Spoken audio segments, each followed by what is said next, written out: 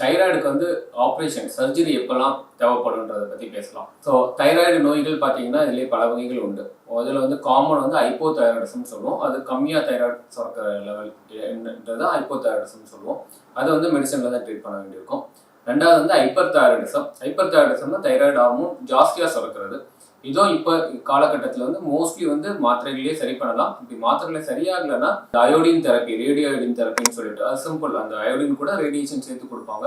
இது ஒரு கேப்சூல் மாதிரி கொடுப்பாங்க. அதுவே போய் அந்த ஹைப்பர் தைராய்டிசம் சரி பண்ணிடும். பட் இல்லைன்னா சில சமயங்களில் சர்ஜரி தேவைப்படும். பட் இப்போ ஹைப்பர் தைராய்டிசம்காக சர்ஜரி பண்ணுறது வந்து ரொம்பவே கம்மியாயிடுச்சு. 15-20 இயர்ஸ்க்கு முன்னாடி இந்த ஹைப்பர் தைராய்டிசம்க்கு வந்து அந்த ரேடியோ அயோடின் இல்லாத போது நிறைய பேருக்கு சர்ஜரி தேவைப்பட்டுச்சு. பட் இப்போ வந்து எஃபெக்டிவான மெடிகேஷன்ஸ் இருக்கு, பிளஸ் அந்த அயோடின் தெரப்பி இருக்கனால சர்ஜரிக்கான தேவைகள் ரொம்பவே கம்மியாயிடுச்சு. மெடிசன் இல்லைன்னா ரேடியோ அயோடின்லேயே ஒரு 95 to 98% ஆஃப் த பீப்புள் வந்து நம்ம ட்ரீட் பண்ணிக்கலாம். மேபி ஒரு 1 to 2% ஆஃப் த பீப்புளுக்கு வந்து சர்ஜரி தேவைப்படலாம்.